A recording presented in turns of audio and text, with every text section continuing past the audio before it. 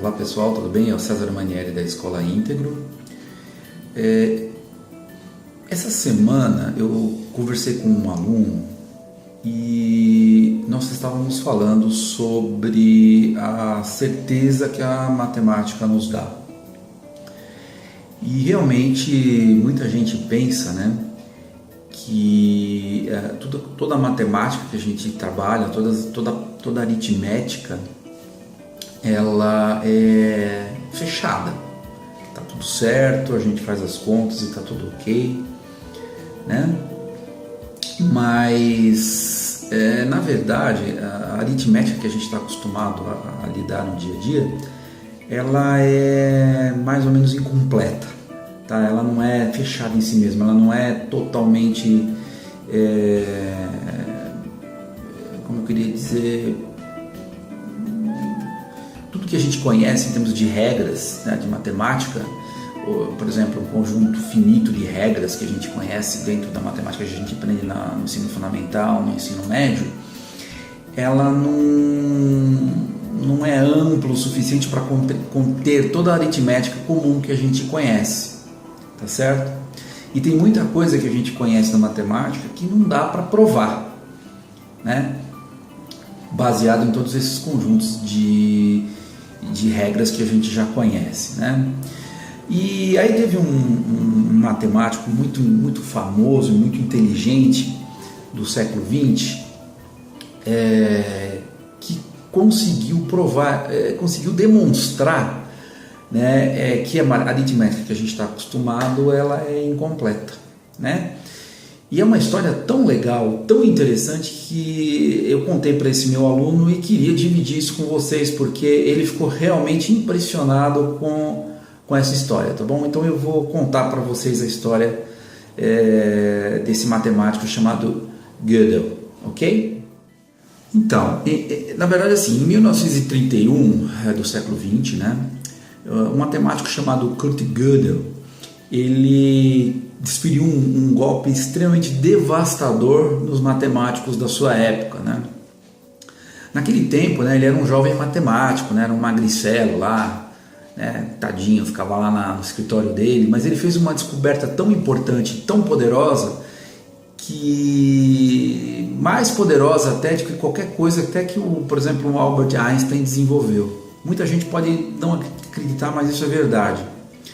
Na verdade, a descoberta dele não se aplica só à matemática, mas assim, literalmente em todos os ramos da ciência, da lógica, do conhecimento humano, né?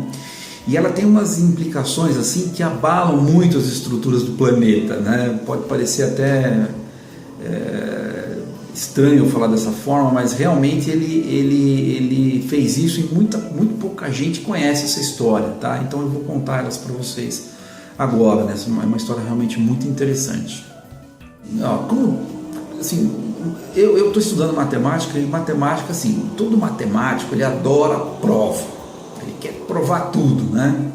E eles, na verdade, os matemáticos, assim, durante muitos e muitos anos, né, muitos séculos, eles eram incapazes de provar algumas das coisas elementares da matemática, mas que eles sabiam que era verdade, né? Então vamos dar um exemplo aqui, por exemplo, né? Eu tenho, assim, dou muitas aulas de geometria para colégio, né? E todo mundo faz exercício sobre todo tipo de prova, né? Por exemplo, sobre triângulo retângulo, tudo isso é baseado numa lista de teoremas, tá? Por exemplo, teorema de Pitágoras, né? Então aquele livro de aquele livro de geometria do colégio, ele é baseado em 5 postulados básicos de Euclides, tá? Todo mundo sabe que os postulados de Euclides são verdadeiros, mas em mais ou menos 2.500 anos ninguém imaginou um meio de provar isso, tá?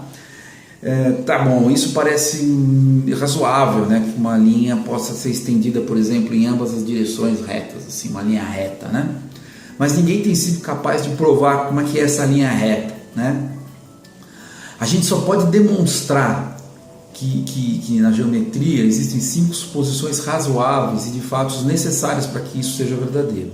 Mas o mais interessante, né, é que grandes gênios matemáticos, muitos deles, né, ficam frustrados, né, por mais de 2.000 anos, porque eles não podiam provar todos os teoremas que eles, né, postulavam, né? Haviam coisas que eram muito óbvias de verdade, mas ninguém conseguia imaginar um meio de provar isso, né? E no início dos anos 1900, entretanto, né, um tremendo senso de otimismo começou a crescer nos círculos matemáticos, né? Então o pessoal lá começou a se juntar. Então os matemáticos mais brilhantes do mundo, tem lá um tal de Bertrand Russell, David Hilbert, Ludwig Wittgenstein. Eles estavam convencidos que estavam rapidamente se aproximando de uma síntese final. Não sei se vocês assistiram aquele filme chamado A Teoria de Tudo, né? É um filme interessante, acho que vale a pena assistir. Esse filme, né, fala sobre essa teoria de tudo aí, todas as coisas, né, que eles querem ligar tudo, né, toda a matemática, toda a física quântica, toda a física numa teoria única, né? Ou seja, todo mundo amarraria esses pontos soltos da matemática e a matemática então seria completa, a prova de balas, fechada, terminaria triunfante, né, a sua síntese final, né? Seria maravilhoso.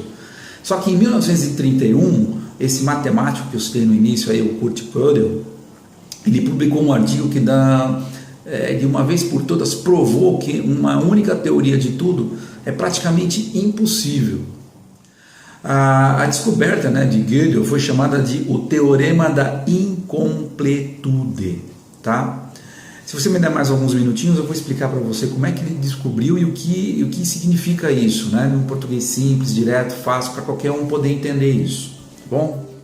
O Teorema da Incompletude de Gödel diz assim: qualquer coisa em que você pode desenhar um círculo ao redor não pode ser explicada por si mesma, sem se referir a algo fora desse círculo, algo que você tem que assumir, mas que você não tem como provar, tá certo? É isso que diz o teorema do matemático Gödel.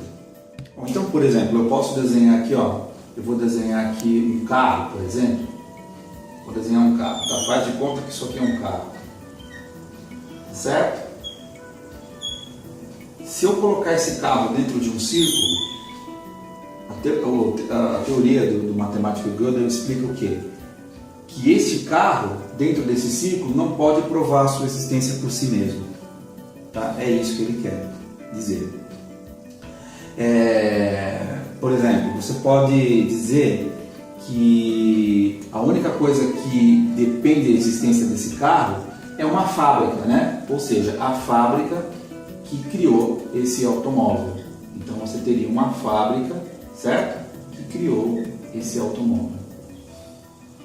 Então é isso que ele quer dizer. Ele quer dizer o seguinte, que nada por si só pode se explicar. Uma bicicleta não se explica por si mesmo, tá certo? Um carro também não se explica por si mesmo, tá? É sempre necessário algo externo para explicar a existência dessa entidade aqui. Bom, então o matemático Gödel provou que há sempre mais coisas que são verdadeiras do que você pode provar. Qualquer sistema de lógica ou de números que os matemáticos possam trazer sempre se baseará em pelo menos umas poucas suposições que não podem ser provadas.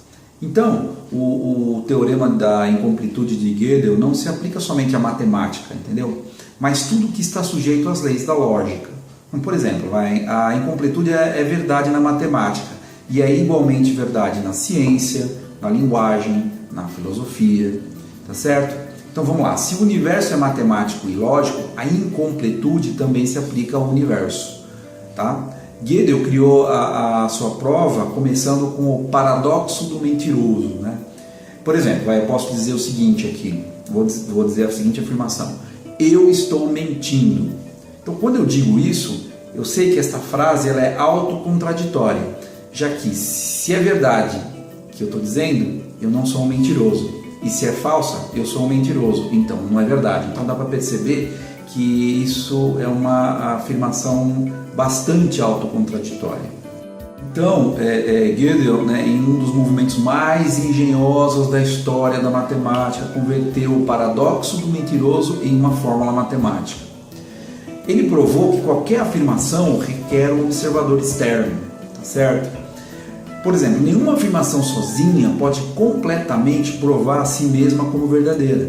ela por si mesma não tem como se provar. Então o teorema dele da incompletude foi um golpe devastador no tal de positivismo que tinha na época. E Gödel provou o seu teorema preto no branco.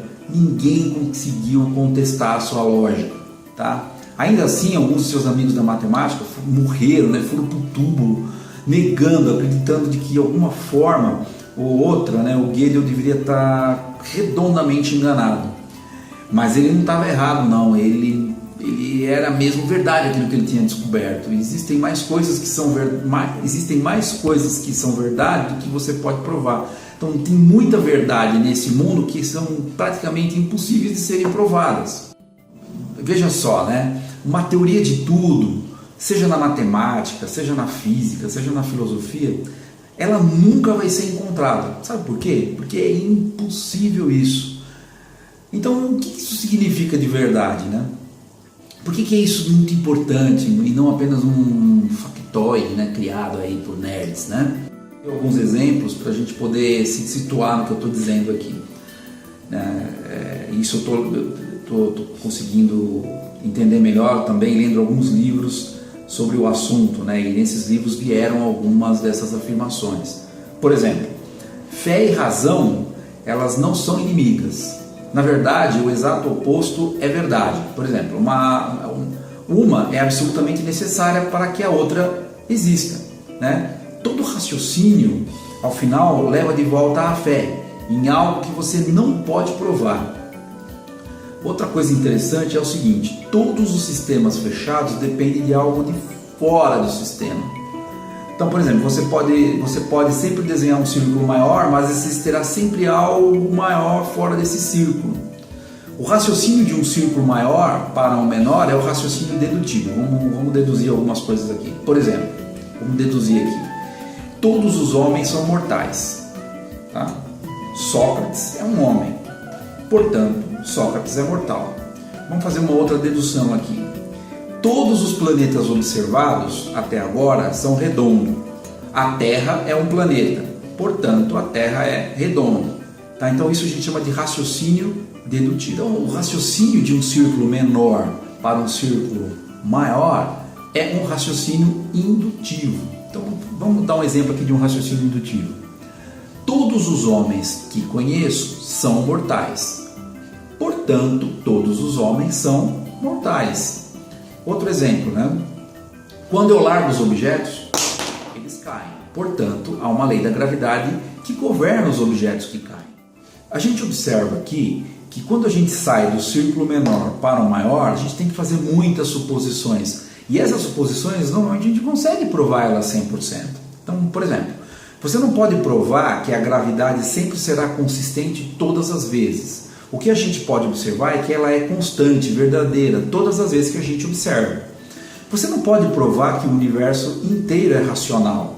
Você só pode observar que formas matemáticas, por exemplo, aquela famosa fórmula de Einstein, E é igual a mc ao quadrado, parece sim descrever perfeitamente o que o universo faz. É isso que a gente pode observar, né? Ciência é observação, então é isso que a gente faz. Então, assim, toda ciência, né, todas as leis científicas estão baseadas no raciocínio indutivo. E essas leis, elas mesmo meio que se apoiam em uma afirmação de que o universo é lógico, né? Ele tem uma lógica, tá? E ele é baseado em leis fixas que podem ser descobertas, né? Então, existem leis fixas no universo que podem ser descobertas. E esse é o papel do cientista, descobrir estas leis fixas que tem no universo. A gente não pode provar isso, né? A gente não pode provar que o Sol vai nascer amanhã, e depois amanhã, e depois de amanhã. A gente não pode provar isso. Mas o que a gente tem que fazer é usar a fé, que amanhã será um novo dia. A gente tem fé que amanhã o dia vai amanhecer, tá certo? Na verdade, a maioria das pessoas não sabem que, além do círculo da ciência, existe também um outro círculo, que é o círculo da filosofia. Então você tem o conhecimento, né, das coisas materiais e tem o conhecimento das coisas filosóficas, tá? E a ciência, ela está baseada muitas vezes nessas suposições filosóficas, né, que a gente não pode provar cientificamente. Então, realmente, o método científico não pode pode provar muita coisa, ele só pode o quê? Fazer inferências, tá? Outra coisa, a ciência originalmente surgiu da ideia de que Deus fez um universo ordenado, que observa leis fixas e que podem ser descobertas. Então a grande contribuição da questão do teísmo é esse daí, né? Ou seja, Deus fez um universo que existem leis fixas e a gente tem o papel de descobrir essas leis.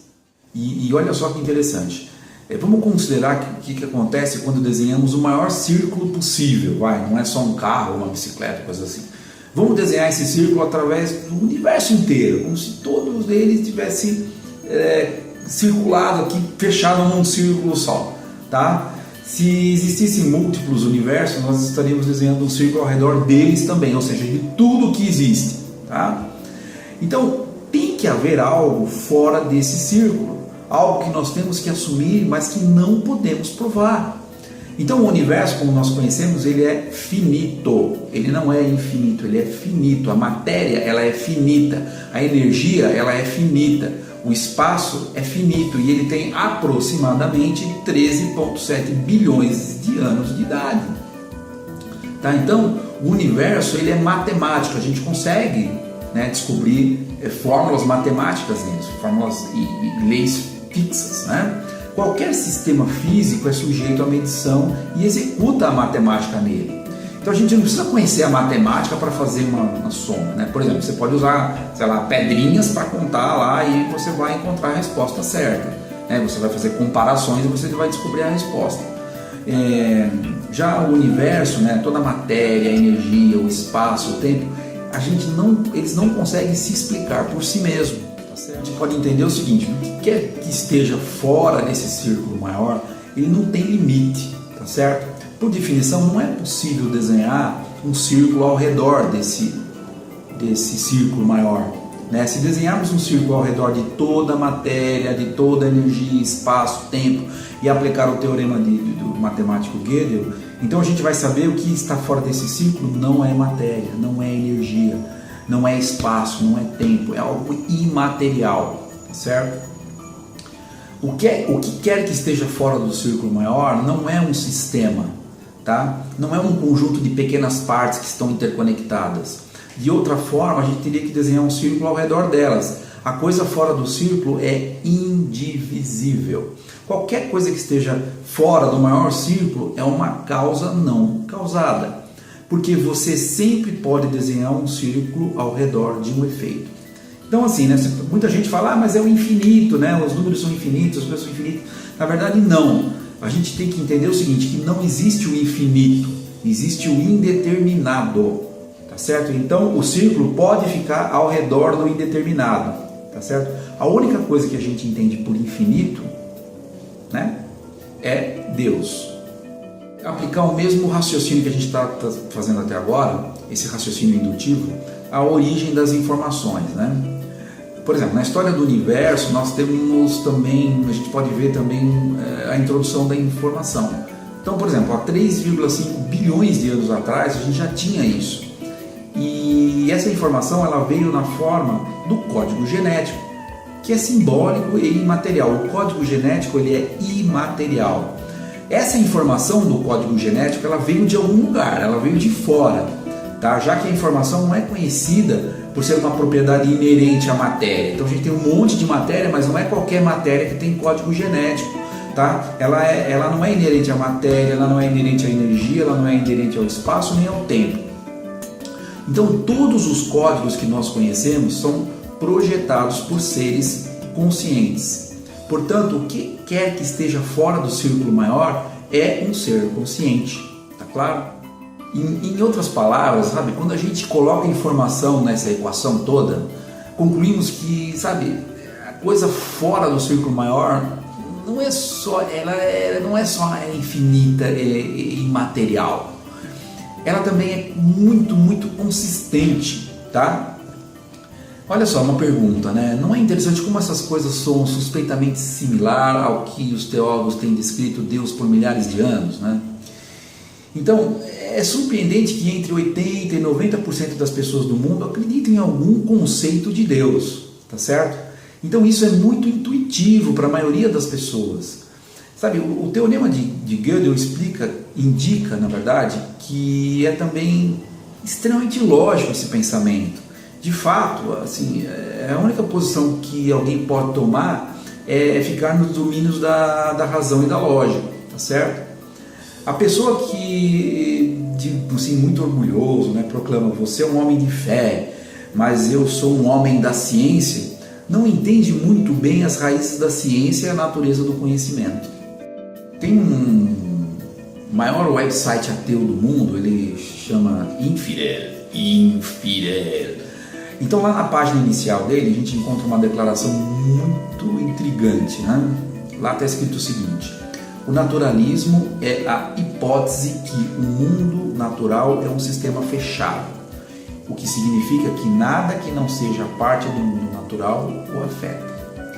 Bom, se a gente agora entendeu o que é o teorema de Gödel, você sabe que todos os sistemas lógicos devem contar com algo fora do sistema. Então, de acordo com o teorema da incompletude de Gödel, o infidel não pode estar correto. Se o universo é lógico, ele tem uma causa externa. Assim, o ateísmo, né, ele viola um pouquinho, né? Um pouquinho não, né? Muito as leis da razão e da lógica. Então, assim, eu vejo o seguinte, né, que o teorema da incompletude de Gödel prova definitivamente que a ciência não pode jamais preencher suas próprias lacunas, né? A ciência está cheia de lacuna que não tem resposta, tá certo? A gente pode achar que a ciência responde tudo, mas na verdade ela não responde quase nada das dúvidas que o homem tem com relação a muitas coisas desse universo, tá? E nós não temos muita escolha não, a não ser procurar fora da ciência por algumas respostas. A incompletude do universo não é prova de que Deus existe, mas é a prova de que para se construir um modelo racional e científico no universo, a crença em Deus não é somente 100% lógica, ela é muito necessária, tá? A gente precisa realmente disso para poder entender melhor como que as coisas funcionam aqui, sabe? Tem os 5 postulados de Euclides, eles não podem ser formalmente provados. E Deus também não pode ser provado. Mas assim como você não pode construir, sabe, um sistema coerente de geometria sem os 5 postulados de Euclides, a gente também não pode construir uma descrição coerente do universo sem uma primeira causa, sem uma fonte de ordem. Tá? Então Deus, ele é ordem, ele colocou ordem em todas essas coisas.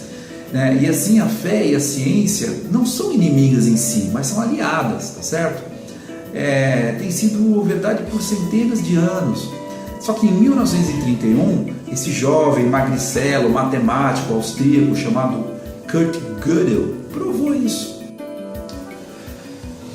Bom, então, gente, assim, em nenhuma época na história da humanidade, assim, a fé em Deus tem sido mais razoável, tá?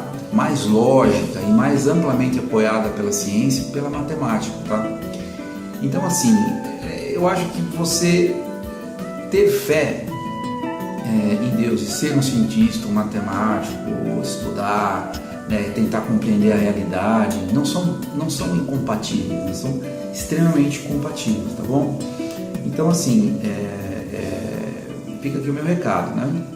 E para quem quer entender melhor essa questão, sabe, da lógica das coisas, da lógica da linguagem, quem quer entender melhor todo esse processo de como que é essa formação desse pensamento lógico, como o matemático Gödel teve, né, que nós matemáticos a gente estuda profundamente isso, né?